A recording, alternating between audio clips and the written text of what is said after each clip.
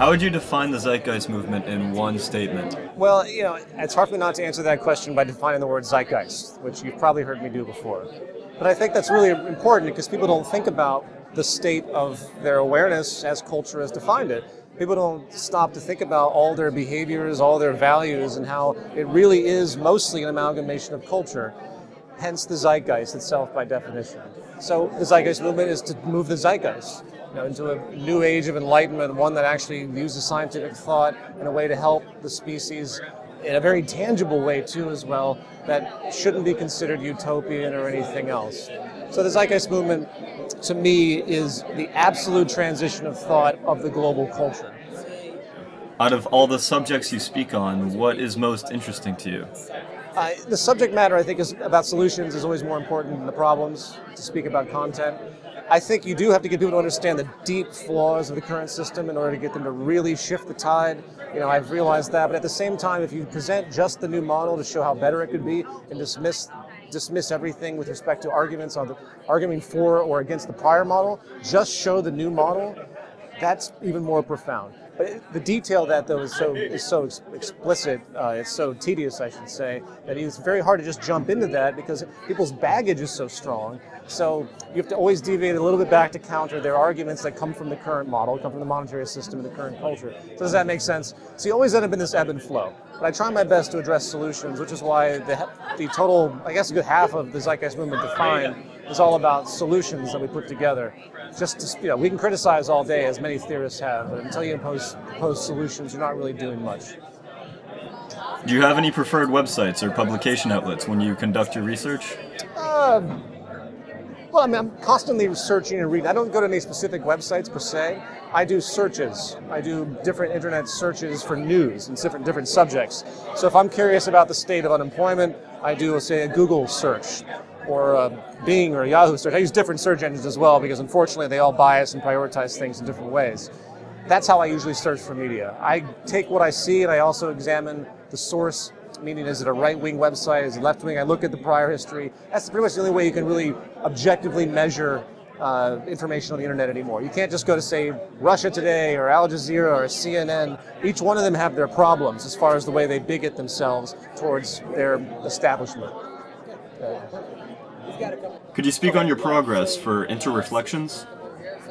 It is going to be a live-action film as opposed to a documentary. Even though it does have lots of very core knowledge-based attributes, it's not just live-action in the sense of a drama that has no relevance to anything. There's a lot of very specific sourcing built into this. So I'm trying to, it's not a docudrama. I really can't think of a word to describe it. It's going to depict, I don't want to give it away, it's going to depict a transition from modern society in a very abstract way, very gestural way, but also very scientifically accurate way in certain.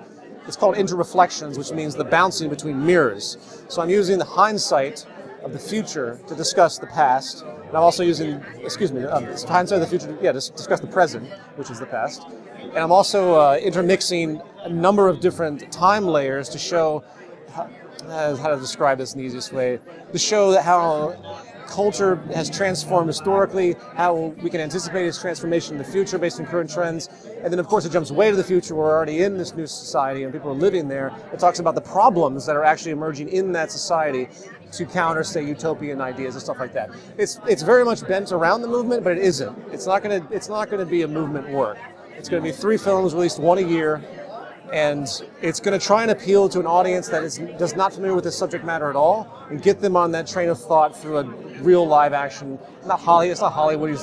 I don't like that style, but you know what I'm saying. Yeah. It's got actors. It's going to be a very, very different experience in the Zeitgeist film trilogy. You're saying like where you are in the process as far as I'm not as far as as I announced in Toronto in my last lecture last week. I said I'm going to kind of put a stop to my public speaking for a while because it's been so distracting for the movement. It's been 2 years delay with the film trilogy. So I'm still in basically refining the script and setting up the technical requirements before I begin all the shooting and processing, which hopefully I can knock out in like 6 months for the first one. But it's going to be it's not going to be like a 3-hour work like moving forward. It'll start off like an 80-minute work. Each one will be roughly about that duration, and it's one big film actually. I'll give that away. It's just going to have a cliffhanger each time. So the audience isn't going to know what to think is going to happen next, which is very important to gain that kind of public suspense.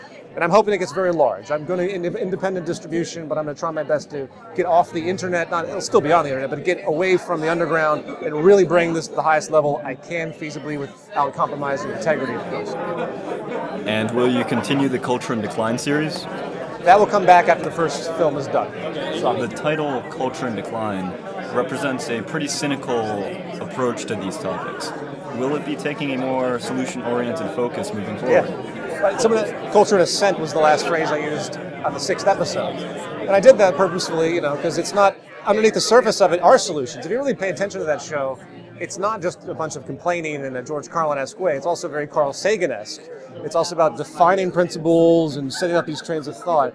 The final episode I thought was extremely positive because but it's all a matter of targeting different angles. So my goal as a communicator, which is really what I am at the end of the day, is to create different forms of media and different contexts for different walks of life to begin to relate to. So people that are very cynical of society, they watch Culture in Decline and see that Carlin-esque quality, and those that are more socially concerned go to Zeitgeist Moving Forward, or the lectures or the very specific material. So does that make sense? Absolutely. So I'm still solution focused by all means. In fact, the new trilogy will be the most explicit, yet abstract expression of solutions, even though it's encapsulated in a very non-orthodox information sort of method.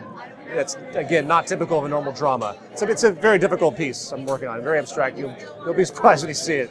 I hope it works, because it's going to be a little trying to pick up for the audience. So. And the Zeitgeist Media Festival, date has not been released. Not yet. We're waiting on some confirmations of some larger names, and we're trying to figure out how to make it a little more, well, to be perfectly honest, a little bit more cost efficient, because that's been a very, very expensive program to do. We get a great turnout, but it's a very hard program, as you might imagine. The Zdays are one thing. Putting on a 10-hour or 8-hour media festival with tons of bands and all the logistics that go with that proved to be much more complicated than we thought, and costly. Excuse me. So we're on the sidelines for the moment before we decide how we're moving forward for this year. Okay. Well, Peter, thank you very much. Oh yeah, my pleasure. I'd like to.